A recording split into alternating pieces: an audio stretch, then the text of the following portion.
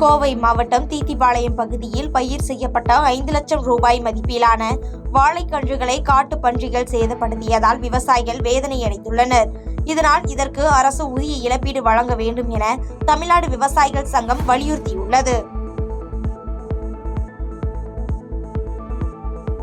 கோவை மாவட்டம் குனியமுத்தூர் அருகே உள்ள சரஸ்வதி ராமச்சந்திரன் வித்யாலய மெட்ரிக் மேல்நிலைப் பள்ளியில் திருவள்ளுவரின் திருவுருவ சிலை திறப்பு விழா மிக சிறப்பாக நடைபெற்றது. விழாவில் சிறப்பு விருந்தினராக பிஜேபி குழுமத்தின் தலைவர் டாக்டர் வி.ஜி. சந்தோஷம் பங்கேற்று திருவள்ளுவரின் திருவுருவ சிலையை திறந்து வைத்து சிறப்புரையாற்றினார். மேலும் செய்தியாளர்களிடம் இவ்விழா சிறப்பாக நடைபெற்றதாக தெரிவித்தார்.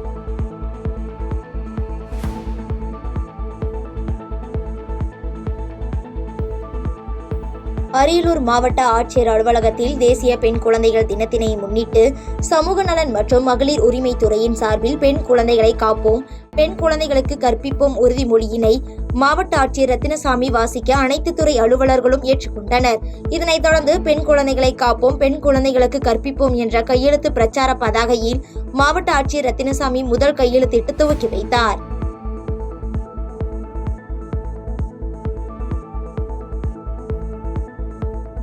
திருப்பூர் ஊத்துக்குளி சாலையில் உள்ள தலைமை தபால் அலுவலகத்தில் பாஸ்போர்ட் சேவா கேந்திரா மையம் அமைக்கப்பட்டு அதற்கான திறப்பு விழா நடைபெற்றது. இங்கு நாளொன்றுக்கு 40 விண்ணப்பங்கள் வீதம் செயல்படுத்தப்படும் என அதிகாரிகள் தெரிவித்துள்ளனர். விருதுநகர் மாவட்டம் திருச்சுழி அருகே நரிக்குடி முக்கு ரோடு பகுதியில் நெடுஞ்சாலைத்துறை இடத்தில் ஆக்கிரமிப்பு செய்யப்பட்டு கட்டப்பட்டிருந்த கட்டிடத்தை நெடுஞ்சாலைத்துறையினர் நீதிமன்ற உத்தரவுப்படி போலீஸ் பாதுகாப்புடன் இடித்து அப்புறப்படுத்தினர். முன்னதாக வீட்டில் குடியிருந்த மும்தாஜ் என்பவரும் அவருடைய கணவர் சையது மூசா இருவரும் நெடுஞ்சாலைத்துறை அதிகாரிகளுடன் வாக்குவாதத்தில் ஈடுபட்டதால் பரபரப்பு ஏற்பட்டது.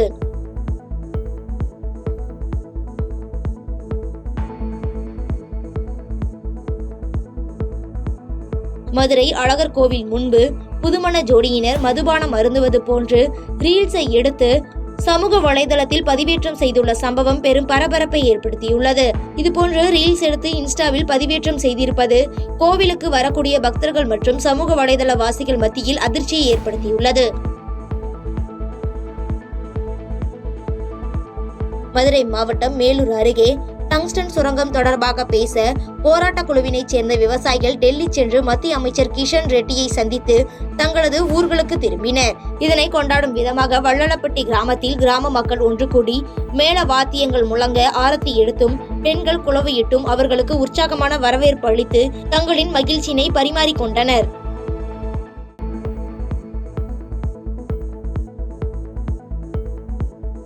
டங்ஸ்டன் விவகாரம் தொடர்பாக டெல்லி சென்ற விவசாயிகள் விமானம் மூலம் மதுரை விமான நிலையம் வந்தடைந்த நிலையில் அவர்களுக்கு பாஜக தொண்டர்கள் மற்றும் ஹரிட்டாப்பட்டி கிராம மக்கள் மாலை அணிவித்து உற்சாக வரவேற்பு அளித்தனர்.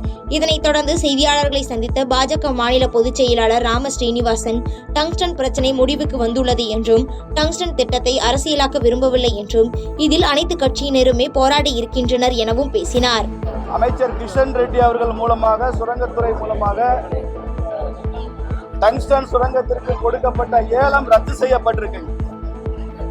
அந்த மகிழ்ச்சியை கிராம மக்கள் கொண்டாடி கொண்டிருக்கிறார்கள். இன்று டெல்லி வரை சென்று திரும்ப வந்திருக்கிற ஊர் பெரியவர்களுக்கு, கிராம பெரியவர்களுக்கு, விவசாயிகளுக்கு கட்சியினரும் பொதுமக்களும் நல்ல வரவேற்பு கொடுத்து வரவேற்றுக் கொண்டிருக்கிறார்கள். கள்ளக்குறிச்சி மாவட்டம் உளுந்தூர்பேட்டை அருகே அரசுக்கு எந்தவிதமான வரியும் கட்டாமல் வரி ஏய்ப்பு செய்து வந்த தனியார் சுற்றுலா வாகனம் பறிமுதல் செய்யப்பட்டது. மேலும் இந்த தனியார் சுற்றுலா வாகனம் எந்தவிதமான அரசு வரியினையும் செலுத்தாமல் ஒரு ஆண்டுக்கு சுமார் 2.5 லட்சத்திற்கும் மேல் வரி ஏய்ப்பு செய்து வந்தது தெரிய வந்தது.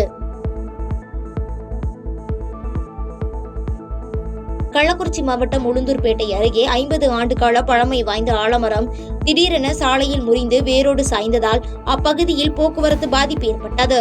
இதனால் அந்த பகுதியில் இருந்து பள்ளி கல்லூரிகளுக்கு செல்லும் மாணவ மாணவிகள் மற்றும் பொதுமக்கள் அவதிக்குள்ளாகினர்.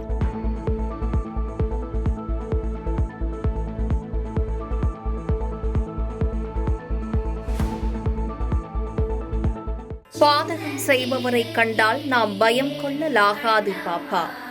மோதி மிதித்து விடு பாப்பா, அவர் முகத்தில் உமிழ்ந்து விடு பாப்பா.